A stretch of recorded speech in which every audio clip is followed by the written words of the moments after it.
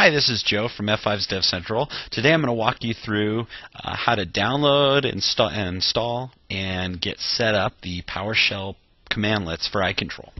First thing I'm going to do is I'm going to log into devcentral.f5.com. I'm going to go to the Labs menu and click PowerShell. That takes you to the PowerShell component of Labs. When you're logged in, you'll see a Download Now link.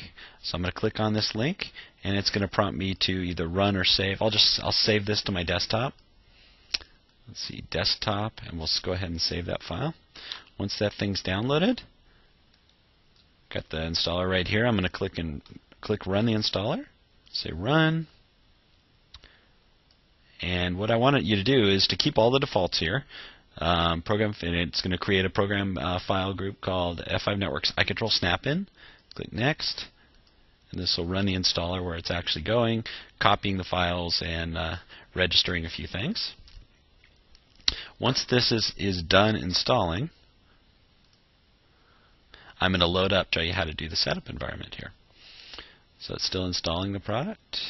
I'll just take a sec here. Here's PowerShell. And let's bring the installer here. There we go. I think it was doing some prerequisite checking. All right, we'll do close. That's it. We're done installing system. I need you to go into the program files group, F5 Networks, and iControl Snap-in. Make sure you've loaded Windows PowerShell and you're running this. The first time through, you've got to run a little routine that will register the Snap-in into the PowerShell registry so it knows that it's an available Snap-in to load. Once I get installer technologies figured out, maybe I'll include this in the installer, but in the meantime, you just need to run this script once. So you go .setup snapin.ps1. And this will go and it'll put the hooks in the registry so PowerShell knows that the iControl Snap-in is something that you can load and run. So now what you need to do is get the Snap-in loaded into the PowerShell runtime so you can make use of the calls. There's two ways of doing that. I've included a file called iControl snapin.psc1, which is an console file for PowerShell. So you could create a shortcut. I'm going to go PowerShell-ps console file and give the name of the iControl snapin.psc1. Create your shortcut to that, and you're off and running. You click it and shortcut to PowerShell with those parameters, and then you're all set and running. I can go get-ps snapin, and it should give me a list of all the snap-ins, including one of them being iControl snap-in down here at the bottom. If you don't want to do that and you've got an existing console, you can do it manually by doing the add ps snap-in. Just say iControl snap-in. And now the snap-in's loaded. See, I'll make a call again. I can say get ps snap-in. And the iControl snap-in is in there. So now, once it's loaded, you can make use of the calls. Now, you got the calls, let's say get command, which is a PowerShell commandlet that gives you a list of all available commands. There's a lot in there. How do you know which ones are iControl and which ones aren't? Well, I've included a commandlet for that. So you can say get iControl commands. And that gives you a list of all of the commands that are within the iControl snap-in commandlet. So you're ready to roll. The first thing you'd probably want to do is let's give one a shot. Let's go get LTM rule. Okay? That gives you an error message.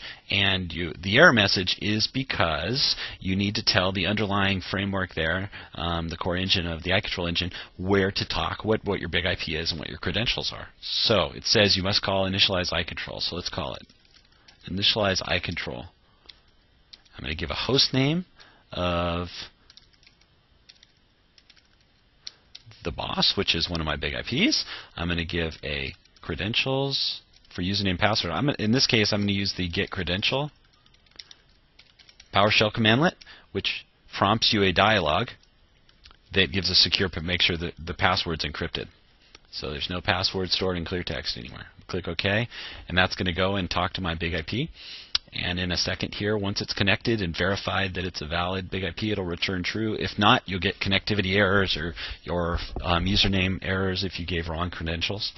Other options for you here, if you want to automate it, you can give a username and some user and say password, some password, whatever your credentials are. If you want to automate this script to talk to different big IPs and you've got that data stored elsewhere, I highly recommend you don't store your password inside of script files. Pull it out of a database or something. But anyway, so now the calls are there. We're going to call get iControl commands again, and now let's try that get Ltm pool, Ltm rule. That'll actually go and talk to the big IP. Let's see if it comes back there, and it shows you all the rules. Let's get iControl commands again. I can say get Ltm pool, and it should go and talk to the big IP and give you all the pool information, like pool. My first one here has one member, and it gives you its availability status and its enabled status. They're all enabled. Another one you can do is get Ltm Pool Member.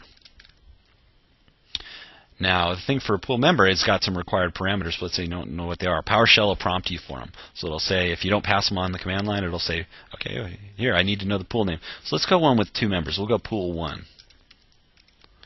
And what that does is it goes and interrogates all of the members for pool 1. And you'll see that the first one is enabled. Its enabled status is enabled. The second pool member, its enabled status is disabled. So let's say I want to do some provisioning. That server's taken down, code has been uploaded, and the server software has been updated on that second backend server. Let's say I want to re-enable it. So we've got a PowerShell command line in there for enable.ltm pool. Nice thing about PowerShell is you got autocomplete. Let's go pool name pool 1. And let's go member, and we'll give the 20.20.20.101.80. Done. So we've enabled that. Let's prove it. Let's call get Ltm pool member for pool pool 1. And you'll see that once it comes back here, the first entry is enabled, and the second one now is enabled again. So you can do the same thing if you want to reverse the process. You can say disable Ltm pool member.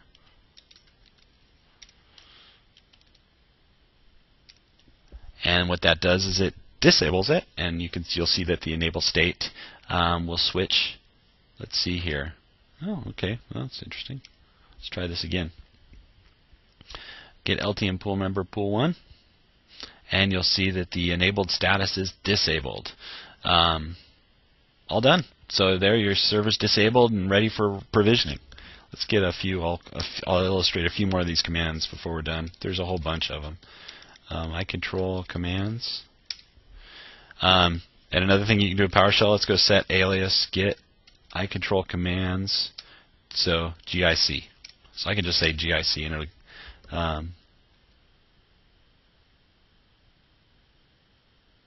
oh, I thought you could do that. Well, oh, you got to do it the other way around. GIC.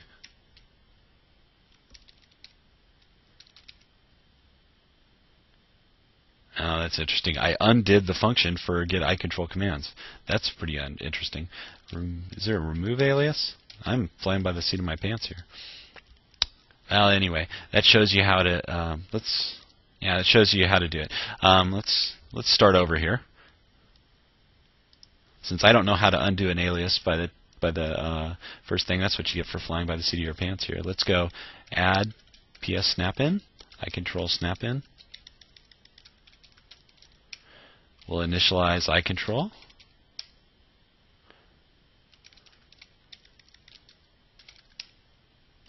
Oh, I gotta go initialize iControl dash host name, the boss, dash credentials, get credential.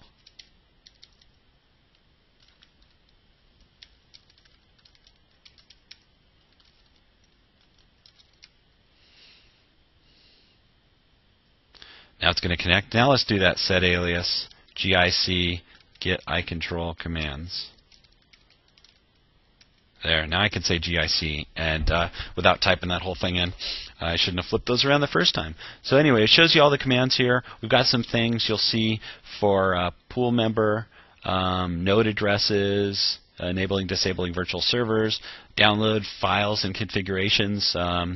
There's loading configuration and saving configuration, rollback configuration. There's DB variables, so if you want to look at the get DB variable, It'll show you all the database variables inside of the internal configuration engine on the big IP.